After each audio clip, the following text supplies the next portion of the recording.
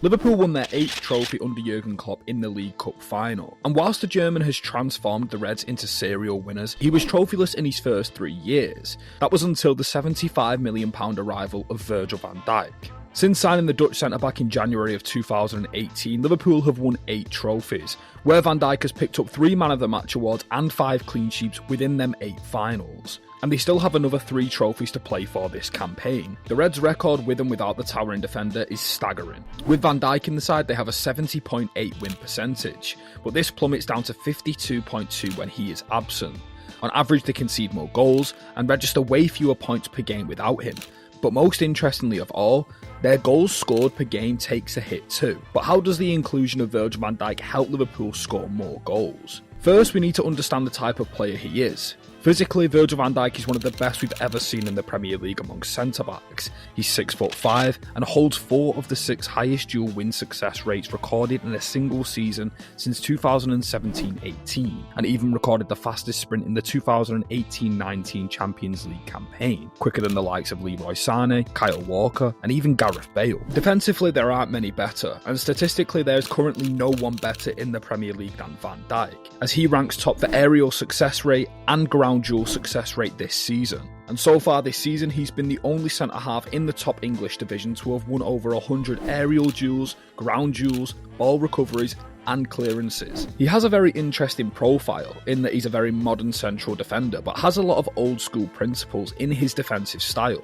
He doesn't try to overcomplicate it or try and play out of really intense situations. He likes to sweep up loose balls and get rid, clear his lines and put out fires before they set alight. This is shown off in his 107 clearances made for Liverpool this season, which is more than double when compared to the second most in the squad. On top of this, his ball playing ability is world class. This season in the Premier League, he's completed 540 more passes than the second most completed in the squad. And with these passes, he's managed to record an accumulative total distance of 32,132 yards.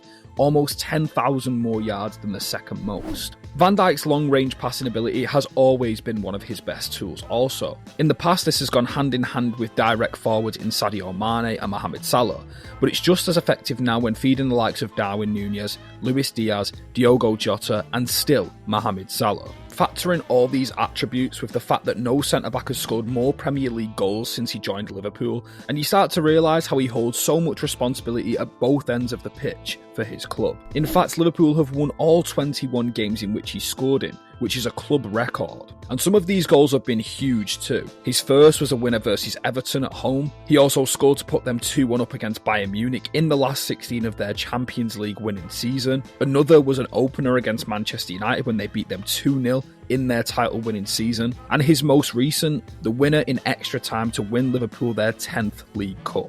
But as we said, he helps the team attack a lot better. Liverpool are a team that wants to suffocate their opponent. They're relentless in attack, they play with one of the highest lines in the league, and have done so for years and years. Their game plan is entirely down to pinning the opposition backwards and camping them in their own penalty area. To do this, you need centre-backs who are elite both in and out of possession. And Van Dijk does both sides of the coin better than most we've ever seen in this league. It's not just Klopp and Virgil van Dijk who have transformed this club, but the bond the two share was on show throughout their Carabao Cup victory. Van Dijk ushering Jurgen Klopp onto the podium to lift the trophy was one of them, but Klopp even stated after the game that no one should doubt his relationship with his captain, and that they've built somewhat of a brotherhood in their time there together. It even felt like Van Dijk was coaching the inexperienced teammates on the pitch. What his manager has instilled in him was projecting right the way onto the next generation of Liverpool youngsters. The question though has always been, where does Virgil van Dijk rank amongst the Premier League's great defenders? And whilst it's a matter of opinions and preferences, for the most part we can actually paint quite a clear picture with some of the data. Since Opta began recording the data in 2003-04, out of Rio Ferdinand, Vincent Kompany, Nemanja Vidic, John Terry and Virgil van Dijk, it's the Dutchman who has the highest aerial success rate, dual win success rate, and pass accuracy amongst the 5. And I think people often forget that Van Dijk finished second place in the Ballon d'Or rankings in 2019, behind only Lionel Messi, and he went on that year to also be crowned the first ever defender to win the UEFA Men's Player of the Year, and the first defender since John Terry in 2005 to win the PFA Player of the Year. Another question that's always been hung over Virgil van Dijk's head is his longevity. But since signing for Liverpool in 2018, the Dutchman has only missed 15 games, barring his crucial ligament tear back in 2020. And prior to the ligament tear, he was without a doubt the best central defender in world football.